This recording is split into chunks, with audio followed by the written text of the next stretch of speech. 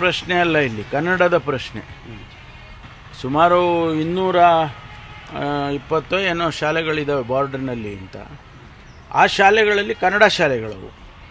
ಅಲ್ಲಿ ಮಲಯಾಳಮನ್ನು ಕಲಿಸ್ಬೇಕು ಅಂತೇಳಿ ಅವರು ಅವರ ದೃಷ್ಟಿಯಿಂದ ಹೇಳ್ಕೊಂಡು ಮಾಡಿರ್ಬೋದು. ಆದರೆ ಕನ್ನಡಕ್ಕೆ ತೊಂದರೆ ಆಗದಾಗೆ ಮಾಡಬೇಕು.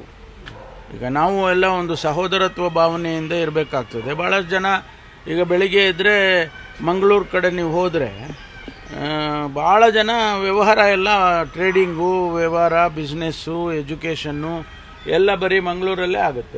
ಯಾರು ಮಲಯಾಳಂ ಮಾತಾಡೋರಿಗೆ, ಅವರಿಗೆ ಕನ್ನಡನೂ ಸ್ವಲ್ಪ ಅವ್ರು ಕಲ್ತ್ಕೊಂಡ್ರೆ ಒಳ್ಳೇದಲ್ವಾ? ಈಗ ನಾವೆಲ್ಲ ಕಾಸರಗೋಡು ಕಡೆ ಎಲ್ಲ ಹೋಗ್ತೀವಿ, ಎಲೆಕ್ಷನ್ ಕ್ಯಾಂಪೇನಿಗೆಲ್ಲ ಹೋಗ್ತೀವಿ, ಅಥವಾ ಯಾವುದೋ ಒಂದು ಸಭೆ ಕರೀತಾರೆ ನಮ್ಮನ್ನು. ಅವಾಗೆಲ್ಲ ನಾವು ಕನ್ನಡದಲ್ಲೇ ಭಾಷಣ ಮಾಡ್ತೀವಿ.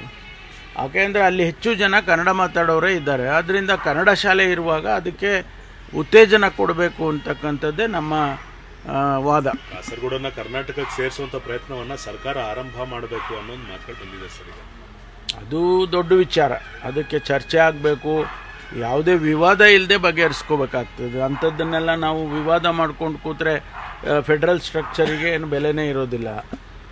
ಈಗ ಸ್ಟೇಟ್ ಆ್ಯಂಡ್ ಸೆಂಟರ್ ಅಂತ ಏನು ರಿಲೇಷನ್ಶಿಪ್ ಇದೆ, ಅದೇ ರೀತಿ ಪಕ್ಕದ ರಾಜ್ಯಗಳು ಕೂಡ ಕಿತ್ತಾಡ್ದಂಗೆ ನಾವು ಸಹೋದರತ್ವ ಭಾವನೆಯಿಂದ ಇರಬೇಕಲ್ಲ. ದಟ್ ಈಸ್ ದಿ ಕಾನ್ಸ್ಟಿಟ್ಯೂಷನಲ್ಲಿ. ಅದಕ್ಕೆ ಭಾಷಾ ಆಧಾರದ ಮೇಲೆ ರಾಜ್ಯಗಳನ್ನು ವಿಂಗಡಣೆ ಮಾಡಿದ್ದಾರೆ.